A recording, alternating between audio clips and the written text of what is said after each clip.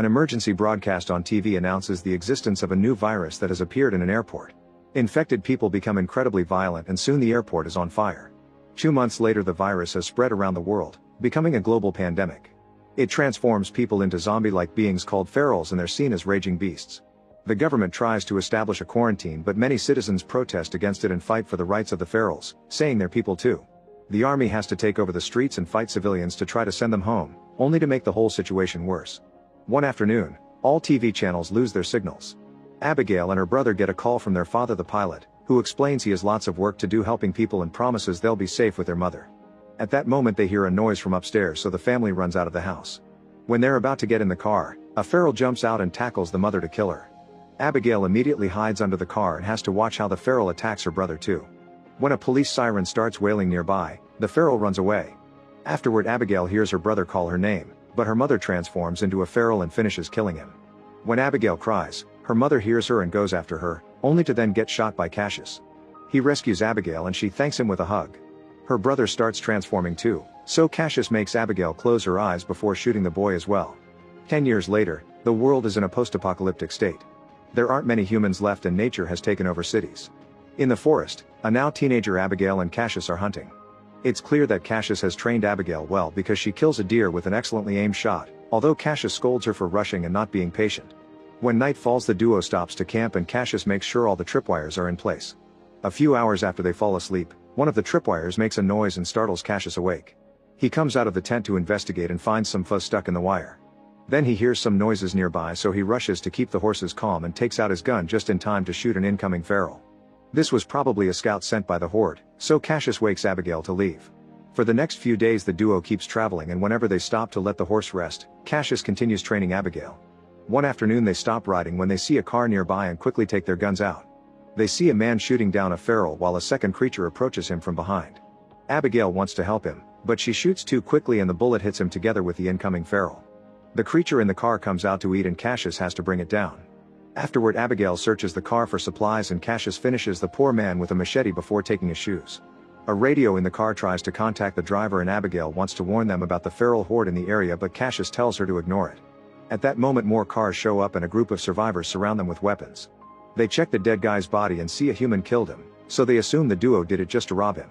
When the leader threatens to kill them, Cassius and Abigail attack the two nearest people and knock them down to steal their weapons. Things are tense as both sides point at each other, so a pregnant woman named Megan comes out of a car to try to calm them down. At that moment the horses make some distressed noises and a feral horde appears around them. Everyone immediately opens fire, killing as many ferals as possible to try to keep them away. There are too many of them so they still manage to get close and Cassius and Abigail have to use their blades too, fighting them hand to hand. However the other survivors are only good with guns so soon the ferals start killing them one by one. A woman gets a Molotov bomb ready but is attacked by a feral, so it falls on a car and causes a small explosion that throws Cassius back. One of the survivors gets bitten so he tries to self-delete, but he's run out of bullets and transforms instead. The leader is grabbed by a particularly big feral and slowly beaten to death. Megan's husband David is also tackled by a feral but he manages to kick it off. Abigail helps the couple get in a car and Cassius kills a few more creatures before joining them. When they take off there's a feral on the car roof, so Cassius stops the vehicle rather suddenly to make it fall. Abigail uses the chance to grab their things before they finally escape. The big feral notices that they killed his girlfriend and roars in fury. Once they're on the road, Abigail checks their ammo and notices they've lost most of it. Megan explains they were traveling to a colony on the riverside and that she's in her 35th week, so the baby will be here soon. However Abigail and Cassius think searching for colonies isn't worth it, they've already seen a bunch of them and they never survive. Suddenly the car stops and the group discovers the engine is dead, so they have no choice but to continue on foot. Moments later the group makes it to an abandoned town and agrees to spend the night there. They search a building to make sure there aren't ferals around and make camp. Megan offers to share her food, but Cassius and Abigail only eat what they hunt to avoid the infection. The couple explains they talk to the colony on the radio, so they know they have plenty of supplies and doctors. It's a week's travel to reach it, meaning the risk is high. In return Abigail tells them that she and Cassius are trying to get to the west coast and escape to the islands by boat. After Cassius sets up the tripwires outside he takes out a map and tells the couple what path to take to reach the colony. However he refuses to go with them, saying the horde will come back for revenge. Abigail talks to Cassius in private, insisting that they should help the couple and that maybe this colony will be different. An argument ensues yet Cassius still refuses to help. In the middle of the night the horde finds the broken car and follows the road to town. Meanwhile, the men can't sleep, so Cassius shows David that he always has a bullet saved in his pocket in case he's bitten. The only thing David has is a cigarette and a twisted ankle. They chat for a while and end up bonding, so Cassius agrees to help them reach the colony. The next morning, Abigail hears a noise and goes downstairs to investigate. A feral suddenly attacks her and makes her drop her gun, but Abigail can still kill him quickly with her machete. A second feral starts chasing her up the stairs and Abigail uses the broken window to throw the creature out of the building. She almost falls too, but Cassius catches her just in time. By the time the horde reaches the building, the group is already gone. A feral trips on the wire and causes a small explosion that kills him. Sometime later, Abigail recognizes the area they're in and remembers there's a civil airport nearby where her father had a small plane. Cassius wants to keep moving and thinks an airport would make it easy for the horde to corner them, not to mention all planes are probably gone. However, Abigail and the couple vote in favor of going there, so Cassius has no choice but to follow them. After walking for a while, they find an old building and a car with a man that was shot recently. Cassius tells Abigail to check the building for supplies but refuses to actually stop to rest since he thinks they aren't alone. Abigail only finds some coffee and doesn't see the family hiding in one of the rooms. Cassius checks the trunk of the car and finds a wheelchair, so they use it to transport Megan. After the group leaves, the horde finds the building and completely massacres the family in a matter of seconds. When they finally make it to the airport, there are no planes around. David and Cassius begin arguing about how to proceed, but Abigail interrupts them when she finds her father's hangar. Fortunately, there's a plane inside and David has the mechanical knowledge needed to fix it. While he works, Cassius and Abigail search the building. Abigail finds a picture of her with her dad on the floor and puts it back on the wall. At that moment, the horde arrives, so the group rushes to get on the plane even though it isn't ready yet.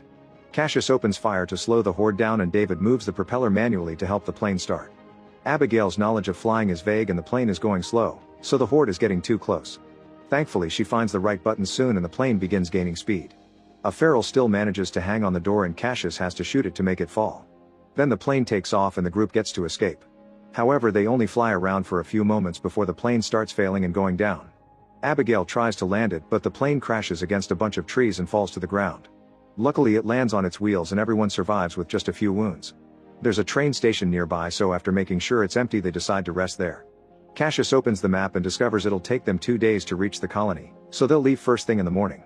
Abigail counts their ammo and notices there isn't much left. Megan and Cassius share some food and Cassius admits she reminds him of his wife.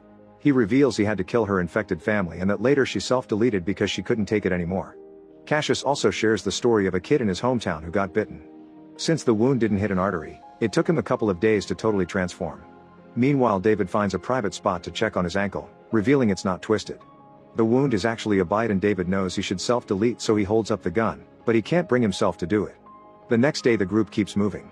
As they walk under the strong sun, David feels rather sick and Cassius notices blood on his leg. He waits until the women are far ahead to push David against a tree and look at his ankle to confirm his suspicion. Cassius gives him the option to tell everyone on his own terms, but if he doesn't do it soon, he'll shoot him. In the evening, the group finds a house with the lights on. When they come closer, a voice asks them what they want. Cassius thinks it's too dangerous, but Abigail approaches the house and explains they need help, swearing they mean no harm and mentioning the pregnant woman. Norton opens the door and holds them at gunpoint as he asks them to leave all their weapons in the chest outside. Then he invites them inside, showing a very sweet and welcoming attitude. Cassius points out the house's power and Norton explains he's an engineer, so he's built a few devices that provide electricity and hot water. He also mentions a wife but ignores Megan when she asks where she is. Norton shares his bread and vegetables with them and Abigail is happy to take a shower. Cassius can finally connect his laptop and look at old pictures, revealing his wife had been pregnant before the pandemic. When he checks on Megan, she admits she's scared because she hasn't felt the baby moving since they arrived at this house. She makes Cassius promise that if something happens to her, he'll protect her child. Afterward, Norton shares a drink with everyone and explains he's lived there for 20 years, but his wife isn't around anymore. He's heard about the colony on the radio but isn't interested in joining them because he likes being alone. Then Norton begins ranting about people being too obsessed with going back to the old ways and how humanity deserved the pandemic because they destroyed the planet and their ethics. He even compares the virus to evolution, saying only the strong people have survived. Cassius notices a strange knife on a table but Norton takes it away. Feeling sicker by the second, David rushes to the bathroom and notices the infection spreading. When he comes out, he discovers his friends are unconscious because the drinks were spiked by Norton, who has put on a lab coat and is holding a strange machine. He can tell David is infected and activates the machine, which makes a noise that causes David to collapse in pain. Norton explains the device is like a dog whistle that only works on the infected before David passes out. Meanwhile, the horde has found the train station and continues their search. Moments later, David wakes up to discover the whole group has been tied up in a basement. Norton is there taking notes for his experiment and reveals that he's got his infected wife locked up in a cage. He lets her out and controls her with his device to make her attack the group. Cassius and Abigail kick her a few times to keep her back, so the woman goes after David, who manages to break the ropes to fight back. They only struggle for a few seconds before David overpowers her, and Norton has to use his machine to stop him from rescuing the others. However, David isn't completely transformed yet, so he's able to push through the pain and break the rest of the ropes. Cassius finds a gun and tries shooting Norton, who immediately runs away.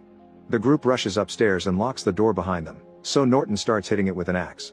Abigail steals Norton's car keys and Cassius retrieves their things before punching David. He wants to shoot him now, but the women convince him to wait.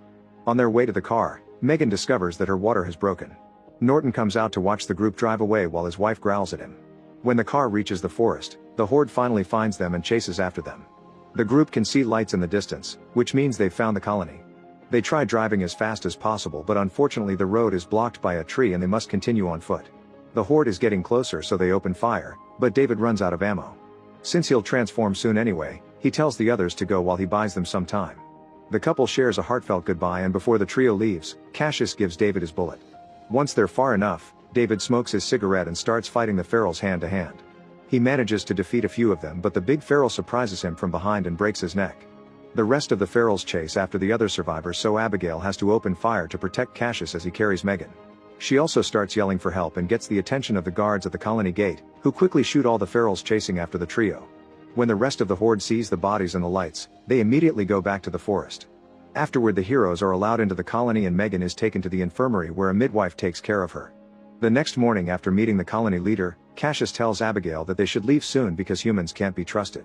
However, Abigail is tired of running and ignores him.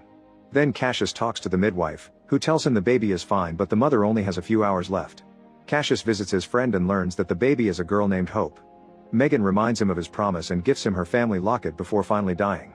Meanwhile, Norton arrives at the forest and finds all the bodies. Wandering around allows him to see the colony too.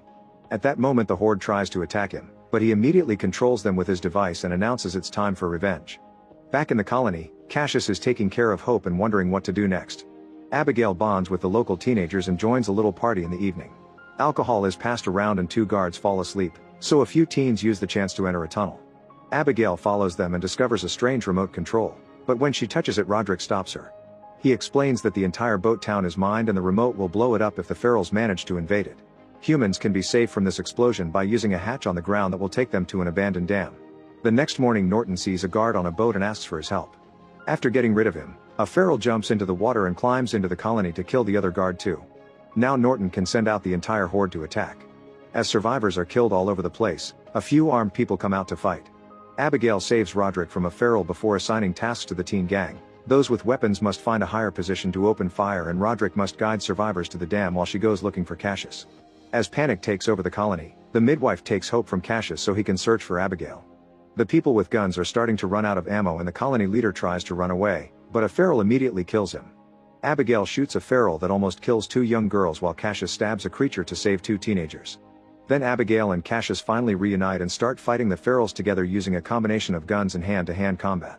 When they see an opening, they try to join the evacuation, but Cassius gets distracted when he sees Norton and a feral tackles him down.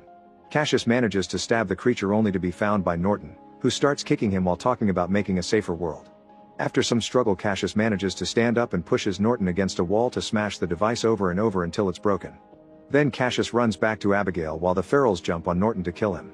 The survivors finish crossing the tunnel and make it to the dam, so they ask Roderick to activate the explosives, but he hesitates because Abigail isn't out yet.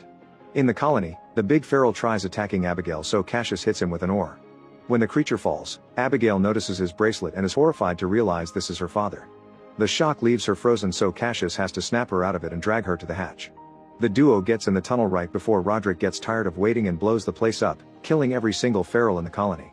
Afterward, the survivors discover an infected man among them. As Cassius tries to calm him down, a feral jumps out of nowhere and kills the guy. Then it turns to attack Cassius, triggering a fight. They continuously hit each other until they fall to the ground, where the feral almost bites Cassius. This time Abigail is patient and waits for the right moment to shoot, killing the creature without hurting her friend. The survivors watch the colony burn and wonder what to do next. Abigail tells them they can build a new home in the dam, and Cassius reveals he stole Norton's notebook with the instructions to build a generator. Make sure to subscribe and turn on notifications so you can watch more videos like this. Thanks for watching.